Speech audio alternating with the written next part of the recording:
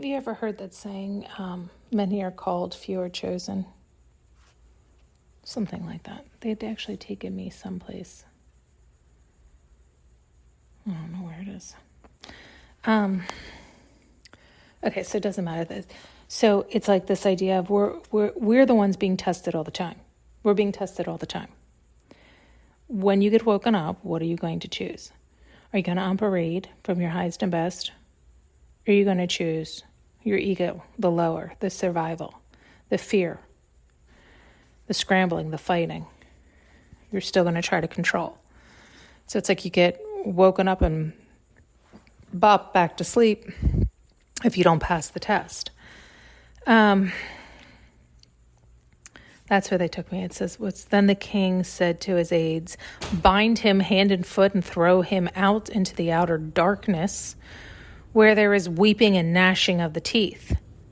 Right? So it's like,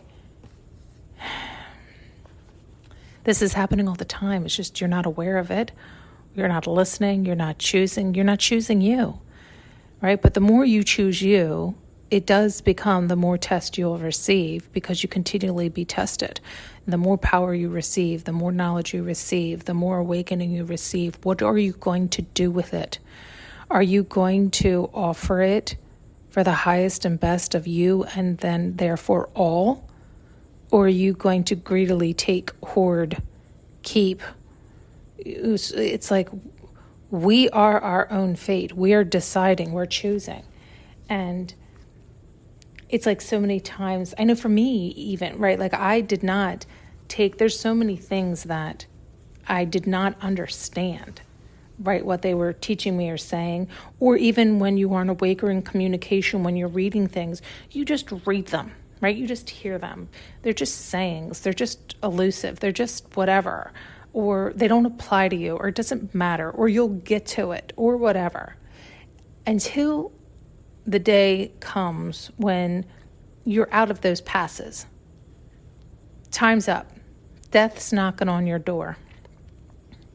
I just say death because, I wasn't dying. I wasn't in what you would consider when you hear those words in that state, but it was like the idea of Judgment Day. Okay. We're handing over the reins. What are you going to do with it? And so we're being tested all the time. Right? We think we're testing. No, we're being tested. Where are you going to operate from? Are you going to keep letting fear run your show?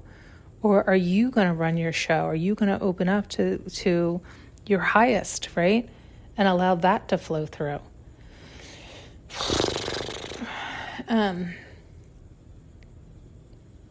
yet we're all saying the same thing. It's just, where are you in your awakening, right? Like I'm just watch some guy, he literally is on death's door. I don't know if he's he doesn't even look that old. I mean, he looks old, but I think he's like in his 70s. But I think he has some cancer or something, or some surgery he has to go in for, something where he's like, I know I'm very likely not going to make it next month, and I wanted to get this out before I do. And he starts talking about, I think he must be a scientist because he uses archaeology terms, and he uses this kind of lingo and language. And then he was talking about myths and how people like to cover it up and underplay things and be like, well, it just meant this or it just meant that. And I appreciate everything he's saying, and he's saying it in his language. And he references closer to this day and age people who have regurgitated the same things that have been in the teachings for thousands of years. Our last recorded teachings of what? I always say 2,000, but I don't know what it is. It's probably 5,000 or 6,000 years ago is probably our last recorded records of things. And then the rest was washed away. But that's what always happens. It's like we get a chance. We wake up. We continue to evolve. And are we able to operate from our highest and best, or we continue to be heathens? We get those pivoting points all the time. And so this is happening all day, every day, all year, every decade, every generation, every lifetime. It's always up to us until it is like the universe is like, all right, this batch still can't get it and they still can't learn from one another and get along with one another and grow together hand in hand, wash them out. We'll start the clay pot all over again. No mind, no matter. It's not any big whoop-de-doo for unconditional love. And so it can sound so like harsh or devastating, and simple and easy. It depends on how you're hearing it or how you're taking it. If you're scared of that, and sometimes it is said in the way that is so horrific or so scary, where it's like, there's not much anybody could do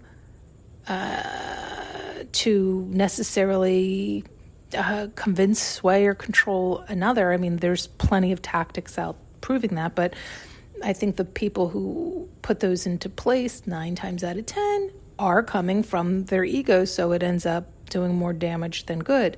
So the point is, anybody who does hear this and wants to feel good, it's like, what you need to do is love yourself, go within, connect with yourself, eat your karma, take a hard look at your truths. It's going to be scary. It's going to feel like a roller coaster. It's going to feel like nightmares because it's smashing of those egos and identities. But the more you build trust with yourself, the more you love yourself, the more you accept yourself, forgive yourself, reunite with yourself, reconnect with your higher self, start to allow your higher self to take control, and then slowly open up more and more to unconditional love, the more you'll heal yourself, love yourself, and feel better about everything and understand everything on such a more profound level that you let go more and more, recognizing that's your only control. That is your only control. But again, you have to get up to that point to release to the right control. And in my opinion, the more that do that, do you hear that? What are they? They're not crickets. Anyway, the more that do that, obviously the more that do that, and can influence in that way, but it really is for our highest and best and the highest and best of all. But that's it's like, hopefully the majority rules in the right way, because that ultimately will determine the continuum of the current human race. And again, it's like, no, never mind. It's like, if we decided to wipe out ants, well, that's probably a bad analogy because they are important to the ecosystem. My point is we're not important to. That's not true either. Sorry, I know, but I don't know how to say it. I was just going to say we're not important to the universe, but they're like, don't you dare say that. Of course we are. Of course we are. They do. They love us unconditionally. Truly, truly, truly. The love for us is beyond what we can measure. So they are on our team and here, ready, willing, and able to support us. But that's the choice we have to make. We have to make. We were given free will. So what are we going to continue to choose? Are we going to continue to choose the less than? Are we going to continue to choose outside ourselves? Are we going to choose to settle?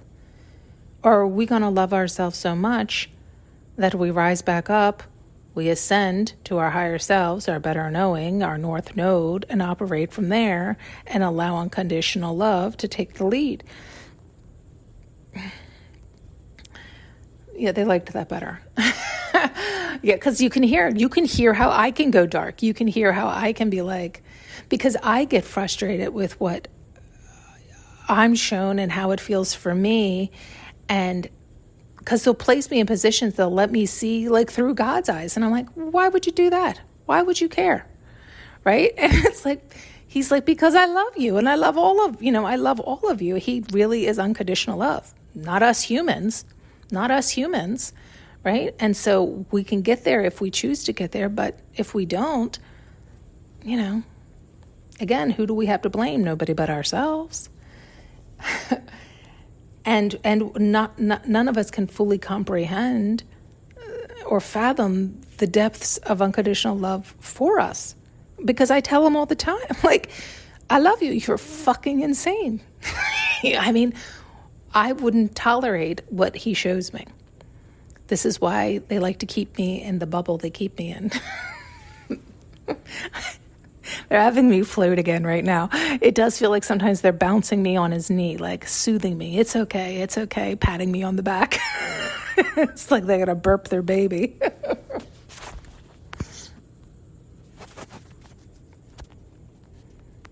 Thanks so much for tuning in and listening. You can now purchase an audio journey with me using the link below.